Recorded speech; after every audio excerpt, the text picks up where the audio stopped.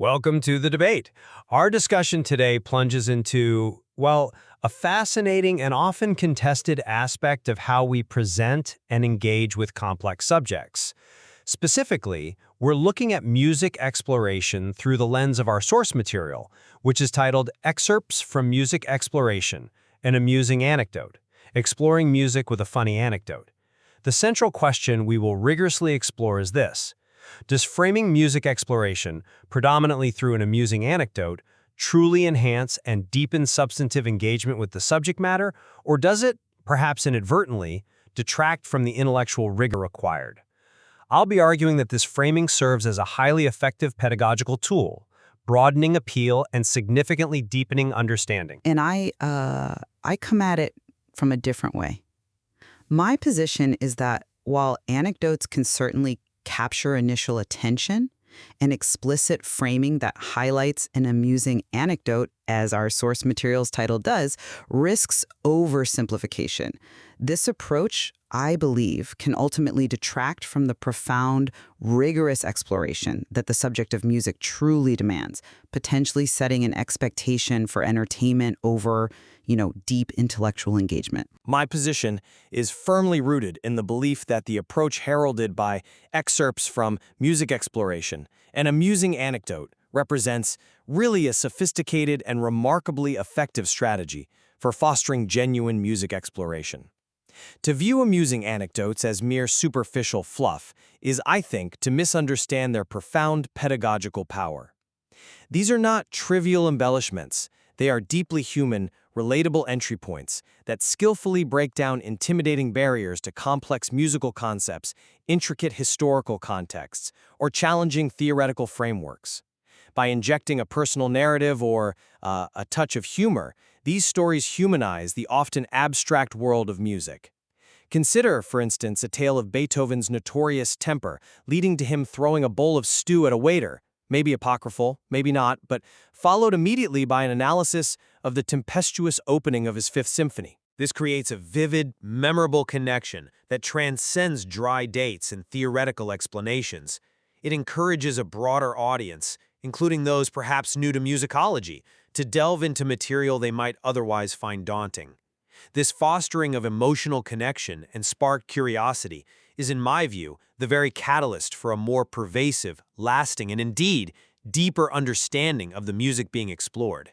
It's an intelligent application of narrative pedagogy, recognizing that emotional resonance often precedes and, crucially, sustains intellectual investment. I come at it from a different way. While I fully acknowledge the undeniable power of an amusing anecdote to initially engage an audience, who doesn't like a good story, my fundamental concern arises from the explicit framing evident in our source material's title.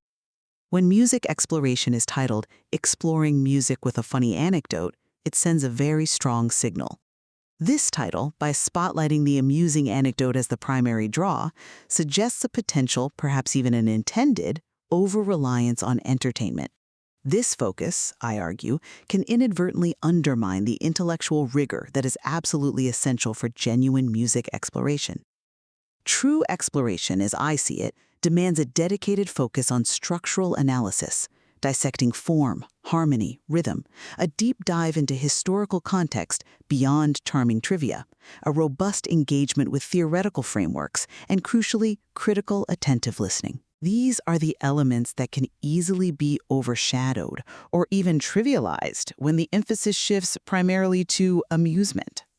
My contention is that prioritizing the funny anecdote risks reducing the rich, complex tapestry of musical inquiry to something akin to superficial entertainment, potentially diverting listeners from the profound understanding and the aesthetic experience the subject truly merits. We must be cautious not to make the journey so amusing that the destination, deep musical insight, is missed. Okay, let's dive deeper into this fascinating tension then, between accessibility and depth. Right. I see why you raise that concern. But let me give you a different perspective on how amusing anecdotes function. They are far from inherently superficial. Rather, they can be a highly sophisticated means of making profoundly complex topics accessible without sacrificing an iota of depth. In fact, they can enhance it. A carefully chosen anecdote, particularly one rooted in historical fact or illuminating an artistic temperament, can concretely illustrate abstract musical concepts in a way a purely theoretical explanation rarely can. Take, for example, the concept of aleatoric music where elements of composition are left to chance. This can be quite abstract, right? Definitely. But then, introduce John Cage's anecdote about composing 4 minutes 33 seconds simply by sitting silently at a piano, allowing ambient sounds to become the music, a piece often met with amusement and, frankly, bewilderment. This immediately humanizes the radical philosophical shift Cage was advocating. This anecdote provides a memorable anchor, a vivid entry point that makes a challenging avant-garde concept digestible and sparks curiosity for deeper learning. This strategic accessibility, far from trivializing, is absolutely crucial for broadening the reach of music exploration beyond, a niche academic audience. It opens the door to the profound, inviting a wider array of individuals to engage with what might otherwise seem an exclusive, even intimidating domain. It's about building bridges, not diluting the intellectual waters. That's an interesting point, and I appreciate the example, though I would frame it quite differently. While accessibility is undeniably a worthy pedagogical goal, the inherent danger lies in the potential for an inverse relationship with intellectual depth. When the primary gateway to music exploration is presented as an amusing anecdote, it can subtly yet powerfully foster an expectation of easy understanding.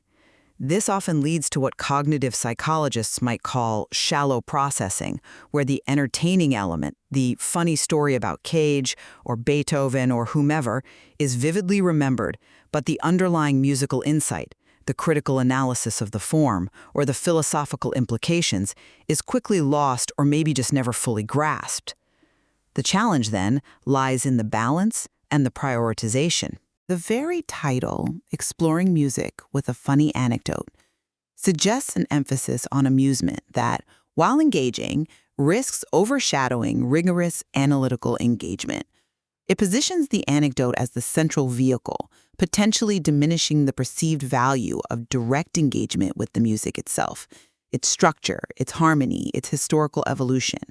The anecdote becomes the main event, rather than a mere transparent gateway to the richness of the musical text.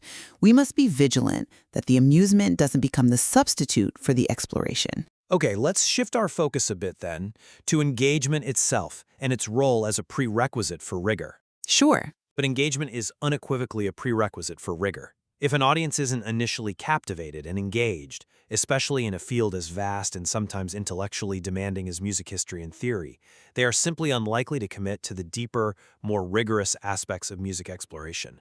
Funny anecdotes are not just attention grabbers, they are powerful psychological tools for capturing that initial spark of interest, drawing listeners into material they might otherwise deem too academic, too abstract, or simply too dry.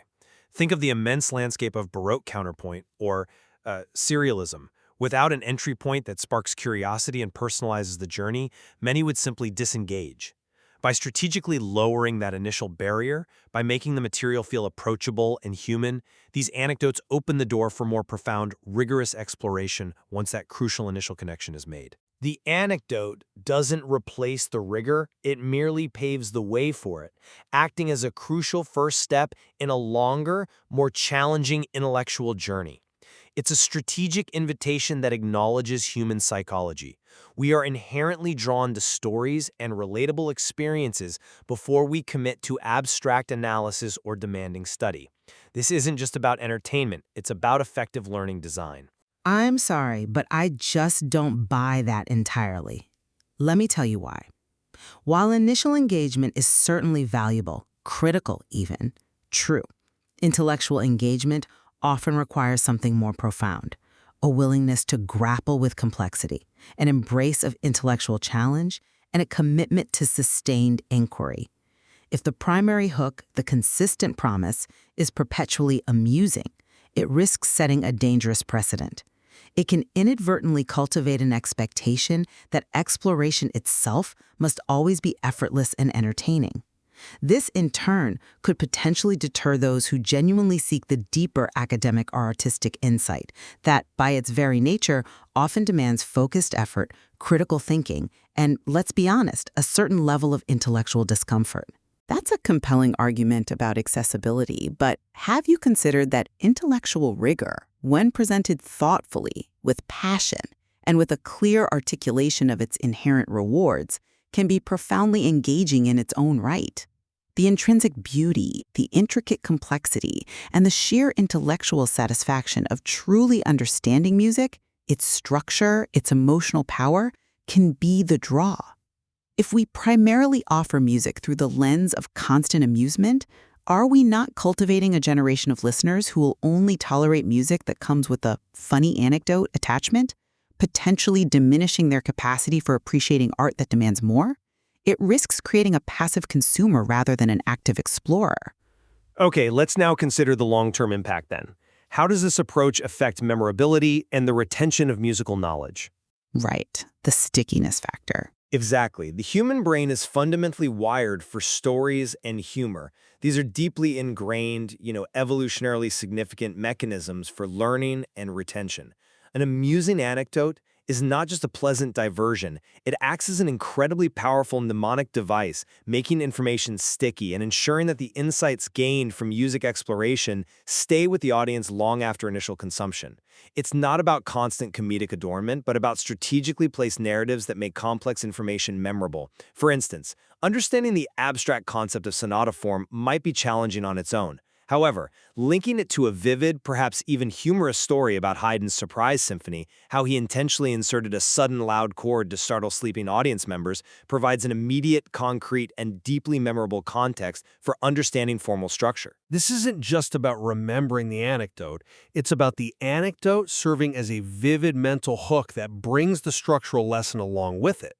This significantly enhances the overall learning outcome and the lasting impact of the exploration, because true understanding isn't just about initial comprehension, but about long-term recall, application, and the ability to connect disparate pieces of knowledge. Anecdotes create a cognitive scaffold for deeper learning. I'm not convinced by that line of reasoning, because while anecdotes are indeed memorable, there's a very significant risk of misdirection and, frankly, misattribution of that memory. The vivid, often emotionally resonant details of the funny anecdote itself might be remembered far more vividly and indeed in isolation than the specific musical insights or analytical points it was originally intended to illustrate. This could lead to a situation where the amusement becomes the primary takeaway, the most salient memory, effectively overshadowing the core music exploration that the material purports to offer. It's crucial that the vehicle doesn't become the destination.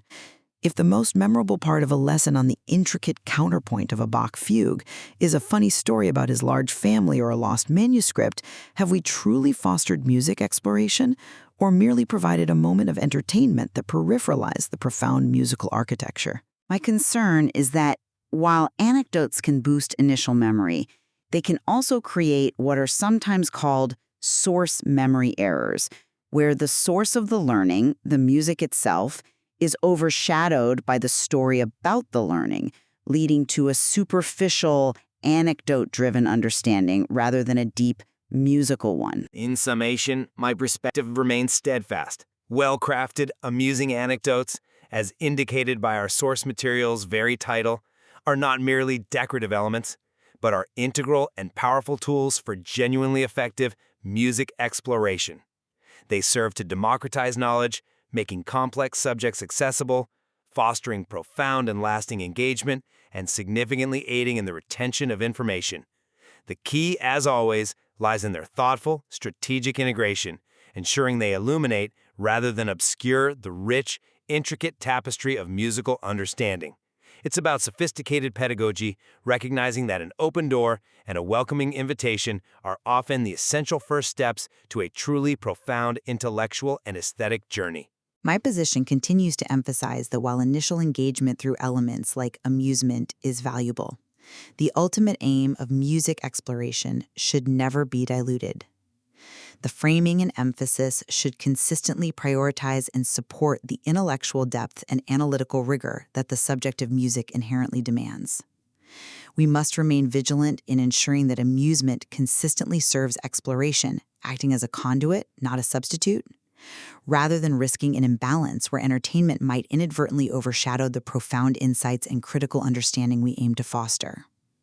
The substance of music itself, in all its complexity and beauty, must remain the primary focus and the ultimate reward.